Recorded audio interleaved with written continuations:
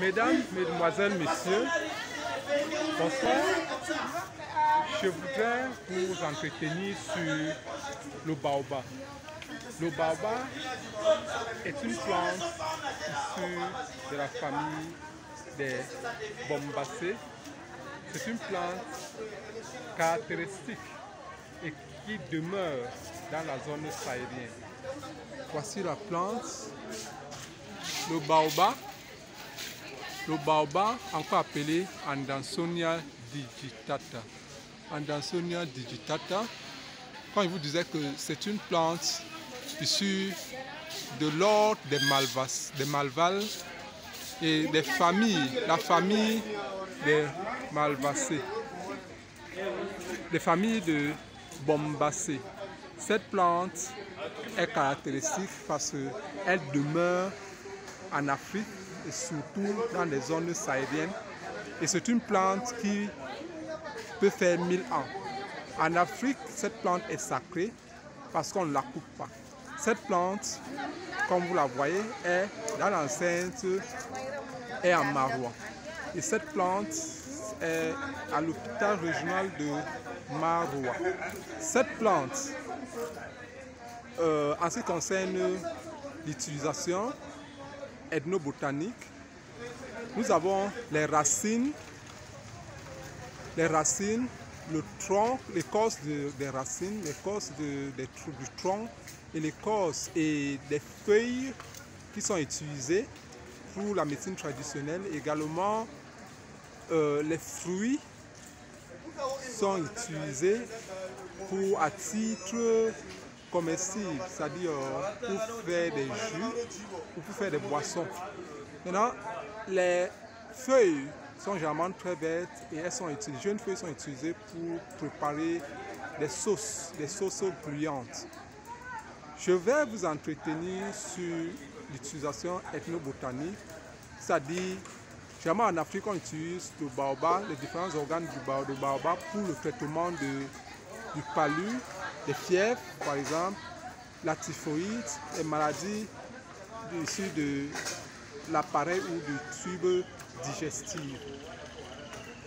En ce qui concerne les fruits, malheureusement, je ne pourrais pas vous montrer un fruit parce que je ne peux pas vous montrer un fruit. Vous voyez quand même la fleur qui va produire des fruits. La plante ou les fruits sont généralement utilisés pour fabriquer, pour préparer des boissons énergisantes. Et généralement ces boissons sont blanchâtres, marron blanchâtre. Et généralement c'est la pulpe de cette plante ou du fruit qui est utilisée. Cette pulpe est très concentrée en acide organique, à savoir l'acide citrique, l'acide tartarique et l'acide ascorbique ou la vitamine C. Donc nous voyons que cette plante peut être utilisée contre le traitement de l'ascorbite ou pour prévenir l'ascorbite. Maintenant, on s'en rend compte que 100 grammes de la pulpe, la farine du pulpe contient à peu près 350 mg de vitamine C, ce qui est largement plus de 3 fois supérieur à la dose requise par jour. Nous en rendons également compte que cette plante est riche en fer, c'est-à-dire est riche en fer et en certains minéraux comme le zinc, le sélénium, le calcium et d'autres minéraux, le cuivre, qui peuvent être utilisés pour stimuler le système immunitaire.